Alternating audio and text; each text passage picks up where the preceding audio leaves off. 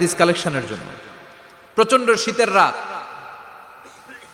উনি মাগরিবের নামাজ এশারের নামাজ পড়ে একটা মসজিদে শুয়ে পড়লেন, আর শুয়ে শুয়ে হাদিস পড়তেছেন। কি পড়তেছেন? কথা বলেন। আর মনে মনে ভাবলেন রাতটা মসজিদে কাটায় দেই, ফজরের নামাজ পড়ে আবার বেরোবো।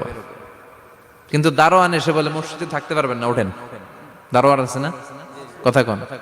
আহমদ ইবনে হাম্বল বললেন, আমি শুধু রাতটা থাকতে চাই, আমি তো ফজরেরও মুসল্লি, ফজর নামাজ পড়বো তো এই মসজিদে, আমার থাকতে দাও। দারোয়ান তো দেয় না, কেন?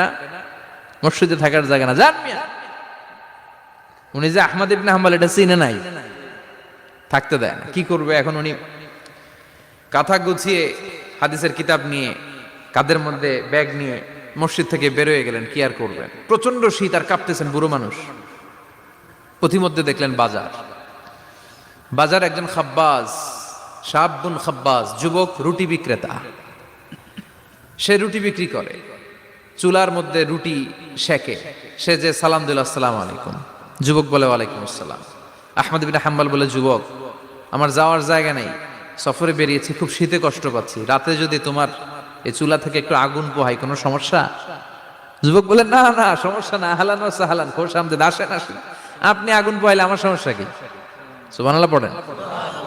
আল্লাহ শুকরিয়া করে উনি বসলেন আর আগুন পোহাচ্ছেন। আর খেয়াল করলেন যুবক রুটি বানায় আর পরে আস্তাগফিরুল্লাহ, রুটির দলা বানায় পরে আস্তাগফিরুল্লাহ, খামির বানায় আর পরে আস্তাগফিরুল্লাহ, রুটি নিয়ে উনুনের ভিতরে চুলার ভিতরে সেকা দেয় আর পরে আস্তাগফিরুল্লাহ।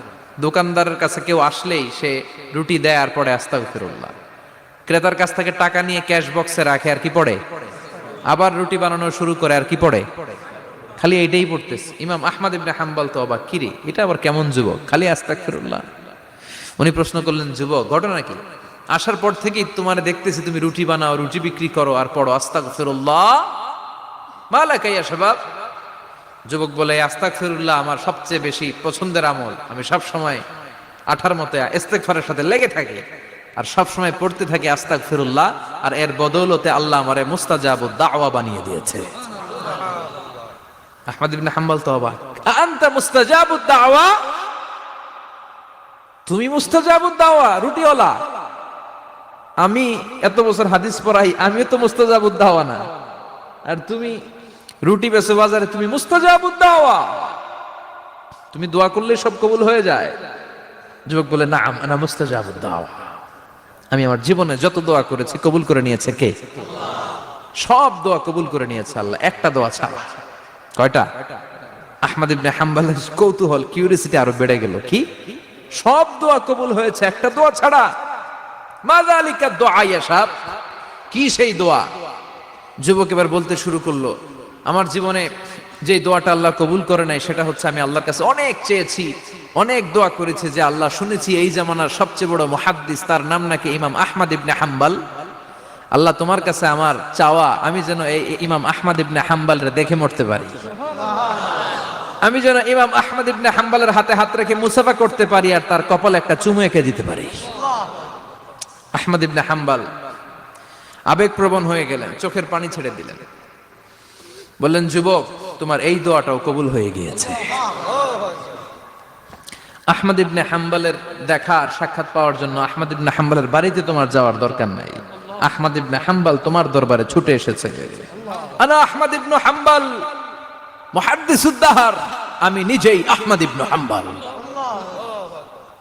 যুবক চোখের পানি ছেড়ে দেয়, আহমদ ইবনে হাম্বল চোখের পানি ছেড়ে দেয়। যুবক চিৎকার মেরে ইমাম আহমদ ইবনে হাম্বলকে জড়িয়ে ধরে, হাতে হাত রেখে মুসাফা করে, কপালের মধ্যে চুমু খায় আর আল্লাহর শুকরিয়া করে বলে, ও ইমাম, আসলে এই দোয়াটাও আল্লাহ আজকে কবুল করে নিল। বিশ্বাস হয়? সবসময় ইস্তেগফার পড়লে আপনার দোয়াগুলোর এইভাবে কবুল করে নিবে কে? এই পাঁচটা জিনিস পাবেন সবসময় যদি ইস্তেগফারের সাথে লেগে থাকেন। রাজি আছেন তো? এজন্য বিশ্বনবী সব সময় নামাজে সালাম ফিরানোর পরে পড়তেন আস্তাগফিরুল্লাহ। কি পড়তেন? তিনবার পড়তেন আস্তাগফিরুল্লাহ, আস্তাগফিরুল্লাহ, আস্তাগফিরুল্লাহ। পড়তে রাজি আছেন? ইস্তেগফারের অনেকগুলো আলফাজ আছে, সবচেয়ে ছোট ইস্তেগফার হচ্ছে এটা, আস্তাগফিরুল্লাহ, আস্তাগফিরুল্লাহ। আরো আছে, আস্তাগফিরুল্লাহ আল্লাযী লা ইলাহা ইল্লা হুয়াল হাইয়ুল কাইয়্যুম আতুবু ইলাইহি। বিশ্বনবী বলেন, এই ইস্তেগফারটা যদি কেউ পড়ে আত-তাওয়াল্লি মিন ইয়াউমিজ যাহাফ, যুদ্ধের ময়দান থেকে পালিয়ে আসা কবিরা গুনাহ। কি গুনাহ? কাফেরদের সাথে যুদ্ধ। আমি তাগড়া যুবক, তলোয়ার নিয়ে নেমেছি, আমার দেহের এক ফোঁটা রক্ত থাকা পর্যন্ত আমি যুদ্ধ চালিয়ে যাব, আমি ফিরে আসতে পারবো না। আইনটা কার? ফিরে আসলে কবিরা গুনাহ। বিশ্বনবী বলেন, যুদ্ধের ময়দান থেকে ফিরে এসেছে এরকম কবিরা গুনাহ অবলম্বনকারীও যদি আস্তাগফিরুল্লাহ আল্লাযী লা ইলাহা ইল্লা হুয়াল হাইয়ুল কাইয়্যুম ওয়া আতুবু ইলাইহি পড়ে, ওই কবিরা গুনাহকারীকেও ক্ষমা করে দিবে কে? পড়তে রাজি আছেন তো? আবার সাইয়েদনা আবু বকর বললেন, ইয়া রাসূলুল্লাহ আল্লিমনি দুআআন আদউ বিহি ফি সালাতি, এমন দোয়া আপনি আমারে শিক্ষা দেন যে এই দোয়াটা আমি নামাজে পড়তে পারি। বিশ্বনবী বললেন, পড়ো আল্লাহুম্মা ইন্নী যালামতু নাফসি যুলমান কাসীরান ওয়া লা ইয়াগফিরুয যুনুবা ইল্লা আনতা ফাগফিরলি মাগফিরাতাম মিন ইনদিক ইন্নাকা আনতাল গফুরুর রহিম। সুবহানাল্লাহ পড়েন। এটাও ইস্তেগফার। আমরা এটার বলে দোয়া মাসুরা, সালাম ফেরানোর আগে পড়ি না? যেখানেই ক্ষমা চাওয়ার কথা আছে ওইটারই কি বলে?